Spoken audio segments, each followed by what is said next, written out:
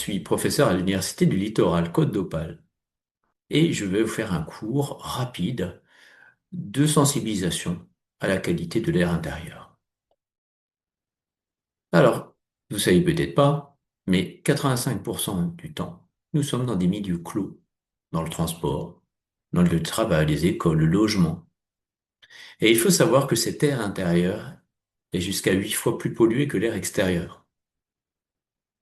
Et il y a donc une dégradation de cette qualité de l'air intérieur, ou QAI, qui impacte notre santé. Et pour cela, de nombreux polluants de l'air intérieur peuvent avoir des effets sur notre santé.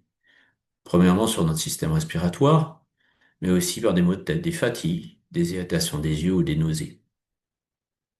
Cette qualité de l'air intérieur est donc maintenant une préoccupation de santé publique, notamment prise en compte en France dans la réglementation, dans les plans nationaux santé-environnement et les plans régionaux santé-environnement.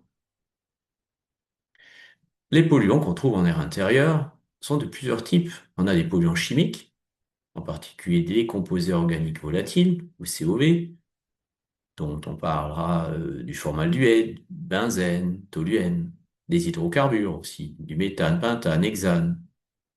On va les trouver dans les matériaux de construction, de décoration, dans les produits de bricolage, dans les fumées de tabac, dans l'encens, dans les bougies qu'on peut utiliser dans notre univers intérieur. Dans toutes ces substances sont irritantes et certaines sont vraiment cancérogènes. On va retrouver aussi des polluants biologiques et des biocontaminants, en particulier des bactéries, des virus, des moisissures, des pollens, des acariens. Et ce développement de ces biopolluants est favorisé en fait par la chaleur et l'humidité. Et ces polluants peuvent ramener des maladies, des allergies, des infections aussi. On a forcément des polluants qui sont liés à la présence humaine. Alors, on peut penser au dioxyde de carbone qu'on respire. On va avoir aussi nos appareils de combustion pour nous chauffer. Aussi le CO2 extérieur qui peut venir dans l'intérieur. Et on va trouver aussi des particules fines, de l'humidité qui peuvent venir de notre cuisine, des produits d'entretien utilisés, des produits de bricolage. Et tout cela, atteint en fait nos voies respiratoires, peut ramener des allergies, de l'asthme. Alors, il existe quelques actions menées en France. Vous connaissez certainement l'étiquetage des caractéristiques sanitaires et environnementales des matériaux de construction avec les petits pictogrammes. Et depuis donc le 1er septembre 2013, donc tous les produits de construction, de décoration qu'on peut trouver en France doivent posséder en fait cet étiquetage qui indique de manière simple et lisible leur niveau d'émission en polluants volatiles. Alors en France aussi, il existe une surveillance réglementaire de cette qualité d'air intérieur qui est basée sur une surveillance métrologique, c'est-à-dire des mesures qui vont en fait de la surveillance, donc en continu ou ponctuellement de ces substances dans un milieu et qui va les comparer en fait avec des valeurs seuil. Et en cas de ces valeurs seuil, de dépassement de ces valeurs seuil, il y a en fait de mise en place d'actions de remédiation. Alors vous voyez en fait pour cette qualité de l'air intérieur en France, alors quelles sont les substances en fait réglementées ou qui ont été réglementées? On a actuellement le formaldéhyde et le benzène. On avait le tétrachloroéthylène, qui était interdit depuis, et on a le CO2, qu'on verra depuis 2023, qui est plutôt pour le confinement. Alors, on avait cela quand? Tous les 7 ans. Il fallait jusqu'en 2022. Maintenant, c'est donc après certains travaux, depuis 2023. Alors, ça se fait comment? Par deux campagnes de mesure qui doivent se faire en période et hors période de chauffe, pendant 4-5 jours. Où est-ce qu'elles sont faites? Dans certains établissements recevant du public sensible, comme des crèches par exemple. Et il existe donc des valeurs seuil, qui sont les valeurs guides définies par des experts, qu'on va trouver des experts de l'ANSES et du Haut Conseil de santé publique.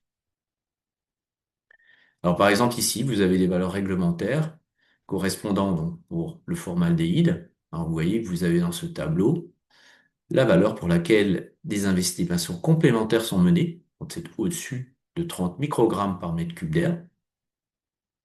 Et quand on est au-dessus de 100 microgrammes par mètre cube, et ce sont des valeurs pour lesquelles le préfet de département du lieu d'implantation de l'établissement est informé. Et après, vous avez pour le benzène, hein, qui est un composé encore plus dangereux pour la santé, pour cela des concentrations supérieures donc à 10 microgrammes par mètre cube. Et enfin, le dioxyde de carbone, on a déjà vu qu'il n'est pas un polluant directement, hein, puisqu'on le respire. C'est plus ici quelque chose à prendre en compte pour le confinement. Et on parle donc d'un indice de confinement. Alors vous voyez dans ce tableau cet indice qu'on appelle aussi l'indice icône de confinement de l'air intérieur, avec des valeurs de 0 à 5. Et les valeurs seules des limites de classe retenues donc par cet indice icône sont de 1000 ppm, donc parties par million, et 1700 ppm, qui encadrent donc la valeur réglementaire de 1300 ppm du règlement sanitaire type, donc fixé dans des locaux où il est interdit de fumer, hein, ce qui est le cas aujourd'hui dans tous les établissements publics. Donc la réglementation française, elle est basée sur cette surveillance métrologique, donc par les mesures, mais aussi donc par des actions obligatoires qui visent à améliorer la qualité de cet air intérieur par un autodiagnostic, la surveillance des systèmes de ventilation et d'aération et aussi la mise en place de plans d'action en certains cas. Et donc elle a pour objectif en fait d'améliorer nos conditions d'aération et de ventilation, de choisir aussi des produits moins émissifs hein, quand on construit ou des matériaux pour décorer et apporter donc une vigilance particulière lors de travaux et aussi de sensibiliser les occupants. Donc pour plus d'informations, donc je vous invite à aller voir le site internet du projet Interreg France Wallonie-Vlaanderen qui traite en fait de ce sujet. Merci et à bientôt.